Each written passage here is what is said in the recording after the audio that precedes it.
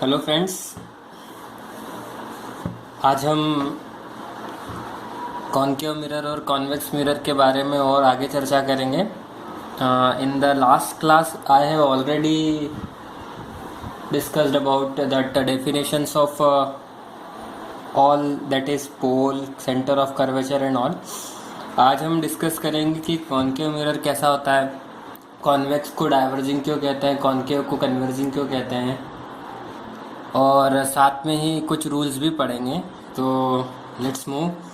सबसे पहले आज हम देखेंगे कि आपको मैंने लास्ट क्लास में बताया था कि जो कॉनकेव मिरर को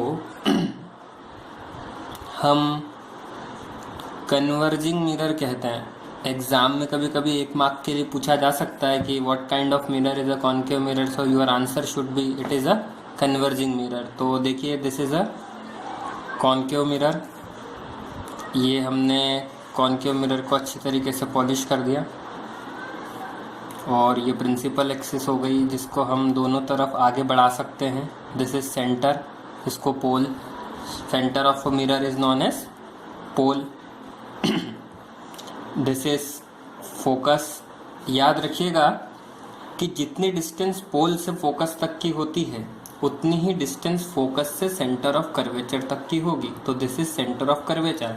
आप चाहें तो इस लाइन को और आगे बढ़ा सकते हैं।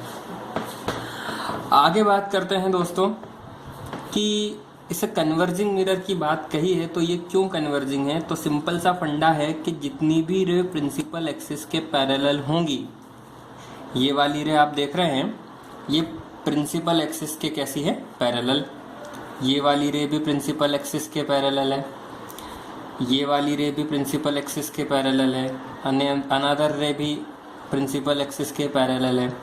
तो जितनी भी रे प्रिंसिपल एक्सिस के पैरेलल होती है, आफ्टर रिफ्लेक्शन मतलब मिरर से टकराने के बाद वो खुद ब खुद एक पॉइंट पर आकर क्या हो जाती है, मीट हो जाती है। और जिस पॉइंट पर मीट होती है, लास्ट वीडियो में मैंने आपको बताया था, उस पॉइंट को कहा जाता है फोकस। तो चूंकि लाइट रेज जो प्रिंसिपल एक्सिस के पैरेलल होती हैं वो खुद ब खुद आफ्टर रिफ्लेक्शन जिस भी पॉइंट पर आकर मीट हो जाती है उसे फोकस तो कहा जाता है। लेकिन यहाँ लाइट रेज जो हैं वो एक्चुअली मीट हो रही है, इसलिए इस मिरर को हम क्या कहते हैं, कन्वर्जिंग मिरर। तो आई होप कि आपको समझ में आया होगा। Now we will move forward for convex mirror. अब मैंने आपको बताया कि कॉन्वेक्स मिरर जो होता है वो एक डाइवर्जिंग मिरर होता है।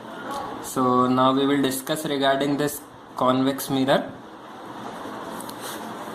दोस्तों, काफ़ी छोटे छोटे वीडियो मैं बना रहा हूँ ताकि आपको कंसेप्ट समझ में आ जाए, और आई होप कि आपको ये वीडियोस अच्छे लगेंगे, और अच्छे लगे तो बिल्कुल आप इन्हें लाइक करिए और मेरे चैनल को ज़रूर सब्सक्राइब करिए।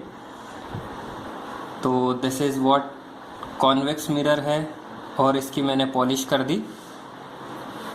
आपको सबको पता है this is centre of the mirror which is known as pole, और ये एमएन मेरा अपर्चर है। अपर्चर में बता चुका हूँ, मिरर का वो हिस्सा जहाँ से रिफ्लेक्शन होता है, लाइट रेस टकराती है और रिफ्लेक्शन परफॉर्म करती हैं, उस हिस्से को अपर्चर कहते हैं। ये पोल हुआ, ये फोकस हुआ, and this one is what, centre of curvature. Now again this is the ray which is parallel to the principal axis. ये देखिए, दोनों रे प्रिंसिपल एक्सिस के पैरेलल है। अब इन कॉन्वेक्स मिरर में क्या होता है कि जो भी रे प्रिंसिपल एक्सिस के पैरेलल रहती हैं वो आफ्टर रिफ्लेक्शन वो अपने पाथ से क्या हो जाती हैं, डाइवर्ज हो जाती हैं। तो ये रे देखिए इस तरीके से डाइवर्ज होगी। और हाँ दोस्तों, एरोज बनाना नहीं भूलिएगा, क्योंकि आप जो चैप्टर पढ़ रहे हैं रे ऑप्टिक्स वाला, रिफ्लेक्शन एंड रिफ्रैक्शन, इसमें एरोज का बहुत इम्पॉर्टेंट काम होता है, क्योंकि ये डायरेक्शन को शो करते हैं। और अगर आप नहीं बनाएंगे तो फाइनल एग्ज़ाम में हो सकता है आपके मार्क्स कट जाएं।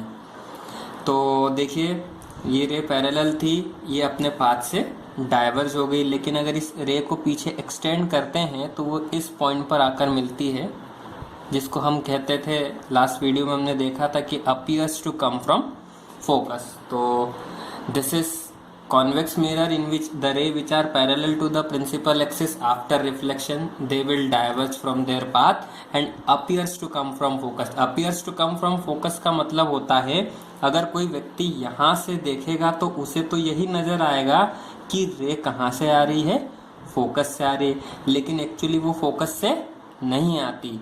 ठीक है, ये हो गए हमारे कॉनकेव मिरर और कॉन्वेक्स, कन्वर्जिंग और डाइवर्जिंग दोनों का मैंने आपको डायग्राम बनाया। Thank you very much. Video को ज़रूर लाइक करें और चैनल को सब्सक्राइब करना ना भूलें। Thank you.